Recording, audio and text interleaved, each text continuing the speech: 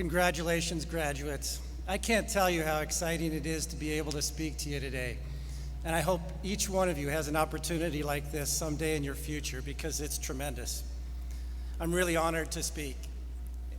30 years ago, I was, like you, waiting to get my diploma at this university and thinking about what lay ahead. I knew that over the next couple of days, there'd be celebration parties with friends and family, and then I'd have to move my stuff one more time. Joining the real world was also heavy on my mind, and a little bit of sadness about leaving this university community behind. Like you, I'd made meaningful connections here. Unknown to me at graduation was that I would have an opportunity many times to stay connected with faculty and campus organizations, and certainly as well with alumni. For those meaningful connections and to be able to address you today, I want to thank the Board of Trustees, President Norton, Provost Wacker, distinguished faculty, and the university administration. Now to the parents, grandparents, spouses and friends of these graduates, congratulations as well. And if you've financially supported these honored graduates in whole or in part, I want to let you know that you made a good investment here in Northern Colorado. Upon graduation, I left with a sound academic foundation, but more importantly, I left with a career and a personal perspective because this university brings education to life. While that phrase, bringing education to life, wasn't adopted until after I left, it certainly was in practice here. I had many excellent professors that made this their academic mission. Today, I want to personally thank two of those professors who had a significant influence on me in that regard. Alan McConnell, currently a professor at the Montfort School of Business, and retired Professor Paul Bohr. I received academic and personal guidance from the faculty, but from these two gentlemen in particular, I received a good understanding of what to do with it after graduation, and I thank you very much for that. Up until now, you've been measured on how well you did on exams. Beyond this ceremony, you'll be measured on what you do. What do you do to lead a group of people? Or what do you do in a crisis? Or what do you produce? So from the time that I was asked to speak to you, I've been trying to derive one or two things that it may be important to consider at this crossroad. I mentioned this to some friends of mine, and they told me not to worry because you guys are not going to remember what I say 2 hours from now, let alone 2 years from now. I kind of take that as a challenge, but I asked them if I should say something clever about that, and they told me that Kermit the Frog gave the commencement address and I should leave being funny up to him. So I consider that to be good advice, and besides, I aspire to be more than a green hand puppet. And I want to honor this opportunity by giving you two things that have been important to me.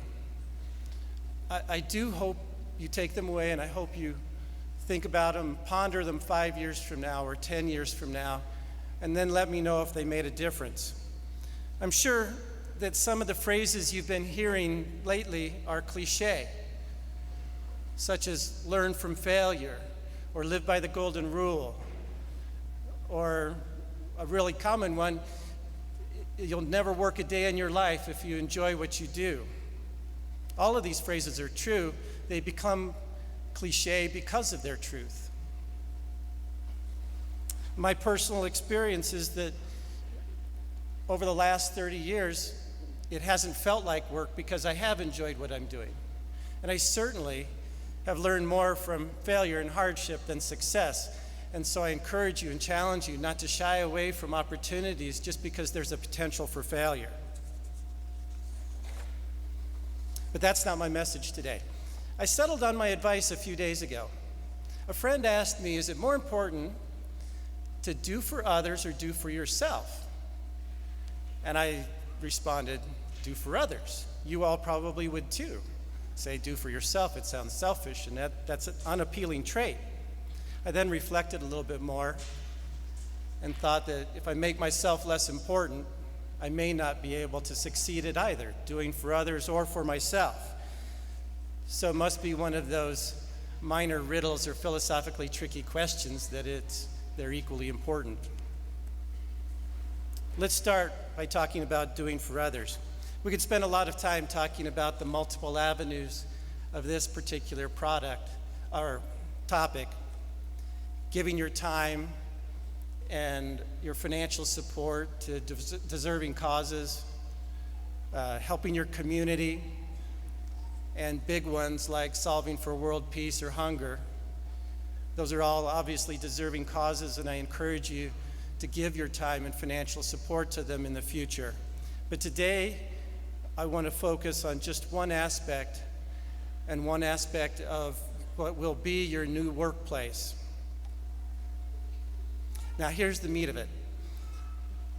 Advancing a human understanding that respects others and the diversity in the world is not just a mission for governments and organizations. It applies at the individual level in everyday life. And this next phrase I love. I'm not sure where I heard it. Many people have your degree, but only you have your experiences and your passions and your ideas. Isn't that great? This makes you uniquely valuable. And because you know that about yourself, you should appreciate that unique value in others. Now, I know that sounds a little preachy about doing the right thing by respecting others. But it is the right thing, and a lot of self-fulfillment can come from that. I've also found that with this practice of emphasizing the importance of others and respecting their unique value, it actually has a kind of pay-it-forward consequence to it.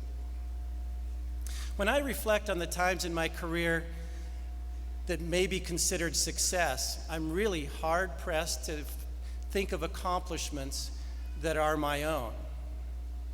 I'm not trying to be overly humble here, but very little of my success is just my own doing. 15 years ago, my soon-to-be boss and now good friend told me something very interesting. He told me that the peers that I was going to work with and the people in my organization that I was about to manage would actually promote me, not the executives of the organization. Think about that for a second, because I didn't fully appreciate that until much later. It is actually so true. By respecting the uniqueness in others, you respect the uniqueness in yourself. Let me know if that one's true. Now, as with doing for others, there are many things to consider when talking about doing for yourself, but here's just one. You've just completed a monumental, life-changing event focused almost entirely on you. Earning this degree has given you new skills and knowledge, and whether you realize it or not, you now have a brand new sense of who you are. Everyone in this audience will say that's pretty important. You've been engaged in this energetic pursuit of this milestone, and now you're ready to be leaders in the real world. But the word milestone denotes a single point in the journey, and good leaders never cease being learners. This brand new, skillful, knowledgeable you, like most things, can become obsolete without some continued learning and self-development. Regardless of your chosen profession and whether it requires it or not, make continued learning part of your life. Focus your learning not just on the objective things in the world. Seek out new experiences and pursue your passions and cultivate those ideas. This is your unique value. If you have this continued focus of the importance of others as well as yourself, you'll lead a richer life. You can be the difference. I wish you success, and once again, congratulations on your accomplishment in obtaining your degree. Be proud of that accomplishment. Be proud of your university. Thank you.